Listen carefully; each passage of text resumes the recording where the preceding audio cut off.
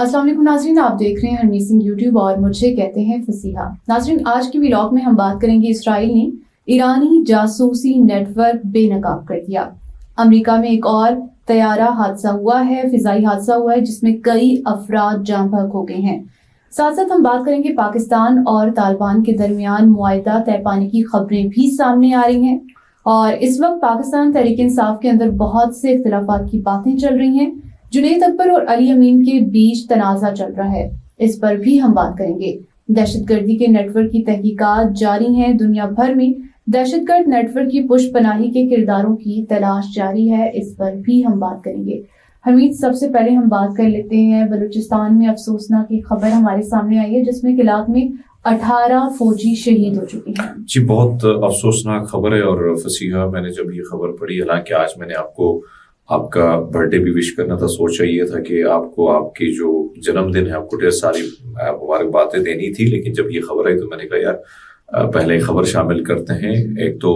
अफसोसनाक खबर है और बलूचिस्तान में वैसे भी हालात बड़े ख़राब हैं और जिस तरीके से सिक्योरिटी फोर्सेस की शहीदों की जो इतलात आई है वो अभी जो मेरे पास ये मैं देख रहा था ISPR की जानब से ये खबर डाली गई है। और यानी अगर देखा जाए तो कहा जा रहा है कि 31 जनवरी यानी कल रात की शब जो है, यकम जनवरी और यानी कल रात की जो शब थी यकम और 31 की, उसके बीच में जिला कलात जो है, ये बलूचिस्तान का एक इलाका है, बड़ा जिला है किलात, उसका इलाका है मंगचर। वहां पर सड़क पर रुकावटें जो है वो खड़ी करने की कोशिश की गई और फिर जब उन पर हमला किया गया यानी उनको हटाने की कोशिश की तो उसके बाद फायरिंग शुरू हुई, जिसमें कहा जा रहा है कि फोर्सेस ने तकरीबन 10 से 12 जो दहशतगर्द हैं उनको हलाक कर दिया है। और इसमें तकरीबन ऑपरेशन के दौरान जो है 18 फौजी जो बहादुर सपूत थे उनकी जानें जो है वो गंवा चुके हैं। बहुत ही अफसोसनाक खबर है। और वैसे अगर देखा जाए तो मेरे ख्याल में बलूचिस्तान के हालात अब वैसे नहीं है जैसा हम सोचते हैं। कई ऐसे जिले हैं जहां पर कंट्रोल जो है, आप ये नहीं कह सकते कि वहां पर सिक्योरिटी फोर्सेस का कंट्रोल उसी तरह रहा है। आप आजादाना तरीके बहुत सारी जगहों में जाएंगे तो BLA के आपको ऐसे एरिया नजर आएंगे जहां पर BLA के जो हैं वो लोग आपको नजर आएंगे। कंट्रोल आपको बहुत सारा कुछ किसी और का नजर आएगा। तो ये अफसोसनाक है। मेरे ख्याल में ज्यादा ध्यान हमें देना होगा। और मैं हमेशा ये बात करता हूँ कि जब तक मामला जो है, जब तक वहां पर लोगों को हक नहीं दिया जाएगा कि जिसको वो बनाना चाहते हैं, यानी इस किस्म की जो डमी CM बनाए जाते हैं जो अवाम के वोट से नहीं आते बल्कि उनकी सिलेक्शन होती है, तो इस चीजों से फायदा नहीं होता, उल्टा नुकसान होता है। हमीद, इसराइल ने ईरानी जासूसी नेटवर्क को बेनकाब कर दिया है जिस पर इसराइल की सिक्योरिटी पर संगीन सवालात उठ रहे हैं। देखिए फसीह, आपको याद होगा कि इससे कबल भी हमने खबर दी थी और ईरान की जो जासूसी नेटवर्क है हैरान कर देता है बंदे को। एक ईरान एक अकेला इस पूरी रजीम में जिस तरीके से उन्होंने यानी मज़ाहमत ने जो ताबड़तोड़ हमले किए, तो पीछे तो ईरान था, इससे कोई ढकी छुकी बात नहीं। और फिर आप देखिए अमेरिका के तमाम तर सैंक्शंस, वो तमाम तर पाबंदियां और तमाम तर मुखालिफ, ऐसा नहीं है कि सिर्फ अमेरिका है, उसके साथ साथ अरब ममालिक भी ईरान के सख्त खिलाफ हैं। लेकिन मैं जब विजिट मैंने किया तो मैं ईरान को देख के हैरान हो गया कि आज भी हम पाकिस्तान उससे 200 साल पीछे हर लिहाज से।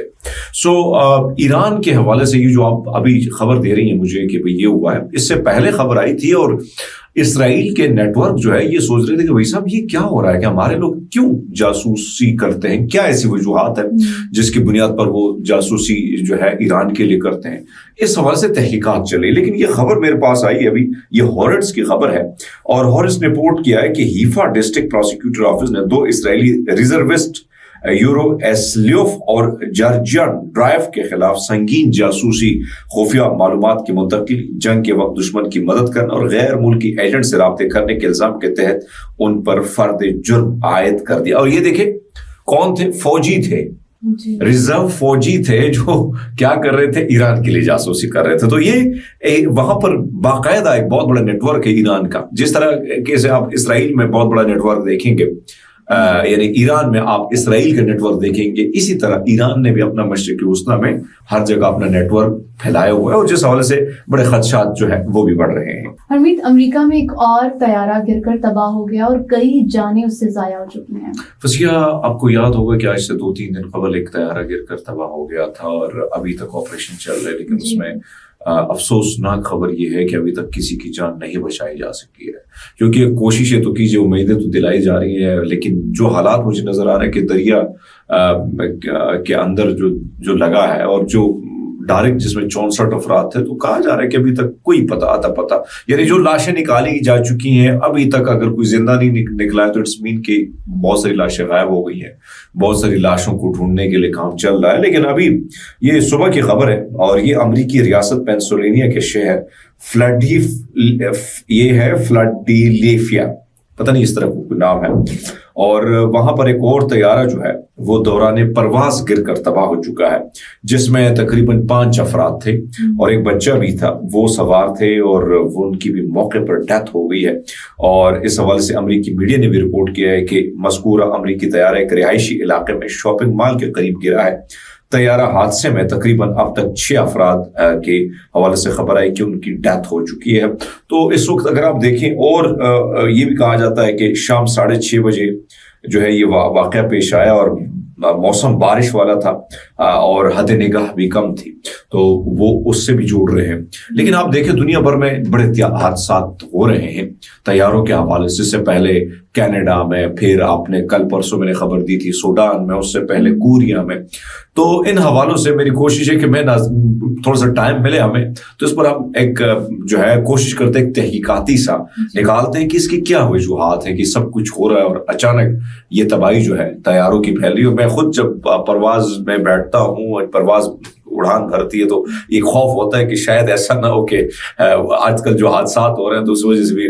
آپ بھی خوف کا شکار ہو جاتے ہیں۔ تو میرے خیال میں میری کوشش ہے اس پہ کچھ کام کرنے کی۔ سننے میں آ رہا ہے کہ پاکستان اور طالبان کے درمیان معاہدہ طے پا گیا اور کہا جا رہا ہے کہ اس سے خطے میں امن کے امکانات بڑھ جائیں گے۔ دیکھیں پہلے تو بات میں یہی کروں گا فضیہ کہ میں ہمیشہ، آپ نے مجھے دیکھا، میں ہمیشہ خیر خواہ ہوں امن کے حوالے سے، میں ہمیشہ خیر خواہ ہوں ٹیبل ٹاک کے حوالے سے، بات چیت کے ذریعے معاملات سارٹ آؤٹ ہوتے ہیں۔ ایسا نہیں ہوتا کہ آپ وہ بھی کہے کہ دشمن، ہم بھی کہیں دشمن، وہ بھی بندوقیں نکالیں ہم بھی بندوقیں نکالیں، ایسا نہیں ہوتا ہے۔ ہمیشہ روایات ہیں اور رہی ہیں، برسوں دنیا کی بڑی بڑی جنگیں آپ نے دیکھی ہیں کہ وہ پھر ٹیبل ٹاک پہ سارٹ آؤٹ ہوئی ہیں۔ تو پھر اگر ہمارے پڑوسی ہے، چاہے وہ بھارت ہے، ایران ہے، افغانستان ہے، ان ممالک کے ساتھ وائی ناٹ؟ تو اب تو چائنا بھی ہم سے ناراض ہو گیا نا۔ اب آپ دیکھیں چائنا جس طریقے سے مسلز دکھا رہا ہے اور جس طریقے سے امریکہ پریشان ہے، دنیا بھر کی یعنی اس سے پہلے یعنی کل پرسوں جو ہے یورپی یونین اکٹھا ہوا ہے اور وہ کہہ رہے ہیں کہ بھائی صاحب ہم نے کسی نہ کس طریقے سے اکٹھا ہونا ہے اور ہم نے چائنا کو مات دینی ہے، ایک اکیلا چائنا جو آرٹیفیشل انٹیلیجنس، جو ڈیپ سیک نے تگڑا سا یعنی 1 ٹریلین کو اس نے نقصان دھچکا دیا ہے۔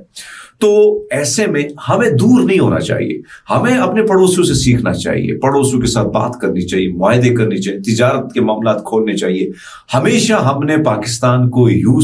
کسی اور نے یوز کیا ہے اور ہم نے صرف اس کے عوض ڈالر ہی لیے، اور ڈالر کی عوض ہم نے اس ملک کی تباہی جو ہوئی ہے وہ آپ کے سامنے۔ جس طرح کل جو ہے وہ ایک رپورٹ، امریکہ کی رپورٹ آئی ہے جس میں آپ نے دیکھا کہ جماعت اسلامی نے سب سے بڑا رول نبھایا تھا بھٹو کو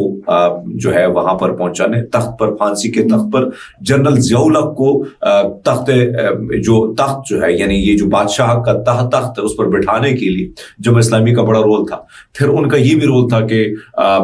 جو رشیا کا معاملہ تھا اس میں جماعت اسلامی کا بڑا رول تھا۔ تو یہ کل ایک رپورٹ امریکہ کی 47 سال بعد آپ کہہ سکتے وہ رپورٹ شائع ہوئی ہے۔ تو ہمیں پڑوسیوں کے ساتھ اچھے تعلقات رکھنے چاہیے، وہ افغانستان ہو یا، لیکن آپ نے جو بات کی TTP کے حوالے سے، پاکستان کو یہ کنسرن ہے اور ہونا بھی چاہیے، اور پاکستان ٹھیک کہتا ہے کہ بھائی صاحب جو TLP کے جو لوگ ہیں اپنے سرحدوں کے قریب بسائے ہوئے ہیں ان کو آپ یہاں سے نکالیں تاکہ ہمارے جو علاقے ہیں، سرحدی علاقے ہیں، وہ محفوظ رہیں۔ اچھا TLP نے یعنی جو افغانستان کے طالبان نے کہا بالکل ٹھیک ہے مان لیتے ہیں، اس سے پہلے پاکستان نے حملہ بھی کیا تھا اور ادھر سے بھی حملے ہوئے تھے۔ اب یہ ہوا ہے کہ انہوں نے کہا ہے کہ ہم نے پاکستان کی بات مان لی اور ہم نے TLP کے لوگوں کو جو ہے غزنی کی طرف ہم لے کے چلے گئے۔ لیکن ابھی تک جو میری معلومات ہیں، مجھے جو معلومات ملی ہیں ان معلومات کے مطابق وہ طالبان نہیں ہیں جن کو غزنی شفٹ کیا گیا ہے، بلکہ یہ وہ فیملی ہے جو طالبان کے رشتہ دار تھے، اکٹھے رہتے تھے، پھر وہ جو طالبان افغانستان کی طرف بڑھتے گئے اور یہاں پہ آپریشن بڑھتا گیا تو یہ رشتہ دار جو ہیں ان کو سرحدی علاقوں میں بسایا گیا، حالانکہ ان کا کوئی تعلق نہیں ہے یعنی اس دہشت گردی سے ان کا تعلق, لیکن وہ رشتہ دار ہیں, کسی کی شادی میں کوئی سسرال ہے, کوئی چاچے کا بیٹا ہے, تو اس وجہ سے ان لوگوں کو انہوں نے غزنی لے کے گئے, لیکن طالبان سٹل جو ہے سرحدی علاقوں پر ہیں, اور یہ کنسرن ہے پاکستانی گورنمنٹ کا, اور میرے خیال میں طالبان حکومت کو بھی تھوڑا بہت خیال رکھنا ہوگا ان ساری چیزوں. اس وقت پاکستان تحریک انصاف کے اندر بہت سے اختلافات کی باتیں چل رہی ہیں, اور جنید اکبر اور علی امین گنڈاپور کے بیچ تنازع بھی چل رہا ہے, تو عمران خان نے کس کو آخری موقع دیا ہے؟ میں سمجھتا ہوں کہ اس وقت تحریک انصاف میں جو چل رہا ہے وہ اصل میں کل بھی میں نے خبر دی تھی کہ مولانا فضل الرحمان صاحب آنا چاہتے ہیں, وہ اپوزیشن کا حصہ بننا چاہتے ہیں, اور وہ مل کر محمود خان اچکزے, علامہ راجہ ناصر عباس صاحب, عمران خان صاحب, یہ سب مل کے ایک تگڑا وہ کر سکتے ہیں, کیونکہ اسٹریٹ پاور سب کے پاس ہے. اب معاملہ یہ ہے کہ اس وقت اگر ہم دیکھیں تو جو میرے پاس انفارمیشن ہے وہ یہ ہے کہ علی امین گنڈاپور صاحب جو ہیں, آپ کو پتا ہے کہ اسٹیبلشمنٹ کو بھی خوش رکھتے ہیں, پھر ادھر بھی معاملہ خوش رکھتے ہیں. عمران خان کو ان کی کچھ معاملات کے حوالے سے جو ہے پہلے سے بہت ساری چیزوں کا علم ہے, اور آپ کو پتا ہے کہ بہت سارے لوگوں کو علی امین گنڈاپور جو عمران خان کے قریب تھے, یا عمران خان چاہتا تھا کہ ان کو بڑی بڑی ذمہ داریاں سونپی جائیں, تو ان کو ایک سائڈ لائن پہ کیا گیا ہے, نہ ان کو کابینہ میں ڈالا گیا ہے, نہ ان کو مشیر بنایا گیا, حالانکہ تگڑے لوگ تھے اور بہت قربانیاں ان کی پاکستان تحریک انصاف کے لیے. اب جنید اکبر کو جب سے صدر بنایا گیا ہے تو اس کے بعد معاملات کچھ ٹھیک نہیں ہے, کیونکہ جنید اکبر جو ہے وہ بڑی سخت قسم کی باتیں کرتا ہے, اور وہ اینٹی اسٹیبلشمنٹ بھی سخت قسم کا موقف اپنایا ہوا ہے. آپ کو پتہ ہے جنید اکبر کے ساتھ جو ہے بڑا ظلم بھی ہوا تھا, بڑی زیادتی بھی ہوئی تھی, اور جس طریقے سے ان کو کال کوٹری میں ڈالا گیا تھا. اب معاملہ یہ ہے فصیحہ کہ اس وقت جو خبریں ہیں وہ یہ ہیں کہ عمران خان نے کہا ہے کہ علی امین گنڈاپور یعنی 8 فروری میں جنید اکبر کا اس نے ساتھ نہ دیا تو پھر شاید علی امین گنڈاپور کی چھٹی ہو جائے گی وزارت اعلیٰ سے. اور ابھی میں دیکھ رہا تھا کہ جنید اکبر کا ایک اور بیان آیا ہوا ہے, اس نے کہا کہ پچھلی جو قیادت اداروں سے رابطے میں تھی, اس بار اگر لانگ مارچ کے نکلے تو کسی سے کوئی بات نہیں ہوگی, اگر میں گرفتار ہوا تو شاہراہ ریشم,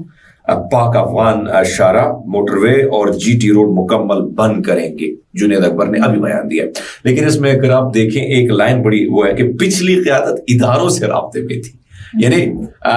ایسا نہ چاہتے ہوئے اٹیک کیا ہے, کس پہ کیا ہے, علی امین گنڈاپور پہ کیا ہے. دنیا بھر میں دہشت گرد نیٹ ورک کی پش پناہی کے کرداروں کی تلاش جاری ہے. یا کیا تلاش جاری ہے, یہ تو خود ابھی سینٹ میں جو باتیں ہوئی ہیں امریکہ کے سینٹ میں, اور اس میں آپ نے دیکھا کہ اس میں میرے خیال میں حذیفہ کو کہہ دیتے تھوڑی سی ویڈیو چلا لیتے ہیں. Senator, as someone who enlisted in the military specifically because of Al-Qaeda's terrorist attack on 9/11. اس میں جو معاملہ ہے نا, اب معاملہ یہ ہے کہ جو دہشت گردی کی بات ہو رہی ہے, امریکہ کہتا ہے ہم بڑا امن پھیلاتے ہیں, ہم بڑے امن کی کوشش کرتے ہیں, لیکن سچ تو یہ ہے کہ جتنا بھی بارود سے پیسہ کمایا ہے, جتنی بھی جانے گے, اس میں پیسہ کس کو ملا ہے, امریکہ کو ملا ہے. اب اس میں جو سوال اٹھے ہیں سینٹ میں پہلی بار, انہوں نے کہا بھائی صاحب آپ نے 2016 میں داعش بنائی, القاعدہ بنائی, پھر اس کے بعد داعش, پہلے تو القاعدہ بنی, پھر اس کے بعد داعش بنی. داعش نے کس کے لیے بنائی گئی تھی, مڈل ایسٹ میں گریٹر اسرائیل کو بنانے کے لیے, وہاں پہ عراق کو ختم کرنے کے لیے, ایران کو ختم کرنے کے لیے, یمن کو ختم کرنے کے لیے, اسی کے ساتھ ساتھ جو ہے شام کو ختم کرنے کے لیے. اور آپ نے دیکھا کہ عراق سے جس طریقے سے پھر داعش کو بھگایا گیا اور آگے کچھ علاقے سے خالی گئے. شام میں اب جو الجولانی صاحب آئے, اور پاکستان اس کو بڑا ہیرو سمجھتے ہیں, یہ وہی الجولانی ہے جو تقریباً $1,000,000 جو ہے اس پر انعام تھا امریکہ کو, اور کئی لوگوں کے سر اس نے کاٹے, کئی لوگوں کے سر کاٹے, اس کے ویڈیوز پڑی ہیں. لیکن ابھی وہ ایک نئے سٹائل میں آ گیا, کوٹ پینٹ پہن کے اپنی بیگم کو جو ویسٹرن سٹائل میں ان کر کے تصویریں آپ نے دیکھی ہوں گے.